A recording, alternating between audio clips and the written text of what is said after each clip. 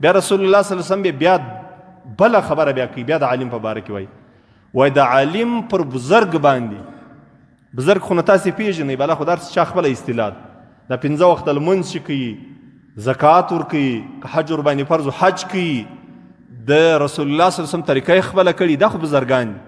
د مرویو والا و دا 14 قسمه غاړګۍ چې په غاړه وي، دا خو بزرګان نه دي، دا د دې ټګان وایي. دا بزرګان چې د حقیقي بزرګان دي، د دغو بزرګانو د یو بزرګ مثال نسبت د بزرګۍ و عالم ته رسول الله صلی الله علیه وسلم وایي داسې دی لکه د 14 د سپوږمۍ مثال عظمت او عظیم قدر د اسمان و ټولو ستورو. د 14 د میاشتې 14 نو سپوږمۍ ګول سي، غټه سي، دا سپوږمۍ په د اسمان کې داسې ځلیږي چې بالکل هغه د اسمان ستوري لا نه معلومیږي. رسول الله صلی الله علیه وسلم وایي د حقاني علماو د رباني علماو قدر او عظمت او شان دونه لري. بیا رسول الله صلی الله علیه وسلم پر دې باندې بس نه کوي، مخته رسول الله صلی الله علیه وسلم بیا وایي دا علما چې دي دا د ټولو نبیانو وارثان دي. یو سړی دی بني هاشم دی، سید دی، دا سید چې دی دا خالص د نسب په لحاظ باندې د رسول الله صلی الله علیه وسلم وارث دی.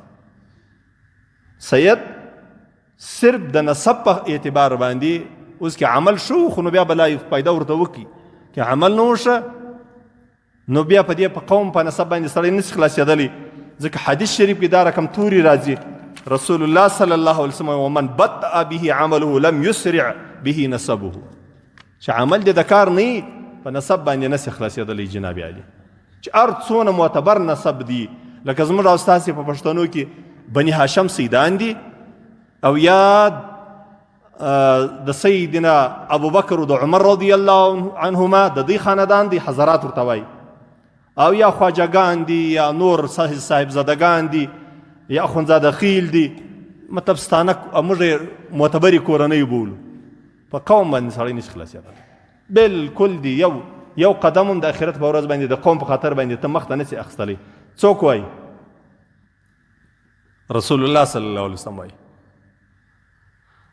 دلته چې رسول الله صلی الله علیه وسلم خبره مې دا درته کړل بني هاشم دا صرف د رسول الله صلی الله علیه وسلم نسبي وارثان دي. اوس دغه رسول الله صلی الله علیه وسلم یو عالم چې پردی قوم والا دی دا وارث دی، او څوک وایي چې دا زما وارث دی؟ رسول الله صلی الله علیه وسلم. او صرف د رسول الله صلی الله علیه وسلم نه، د ټولو انبیاو وراثت الله جل جلاله علماو ته ورکوي. اوس نو راځم بیرته هغه اخري خبرې ته چې دا ولې؟ ځکه دا په قرآن کې الله جل جلاله وایي انما یخشى الله من عباده العلماء، زما په بندگانو کې چې زما څخه ډېر بیریږي. څه معنا؟ یعنی تقوادار وي، په اوامرو باندې عمل کوي، د نواهیو څخه اجتناب او پرهیز کوي. هغه څوک دي؟ هغه علما دي. قل هل يستوي الذين يعلمون والذين لا يعلمون، ایا برابر دي؟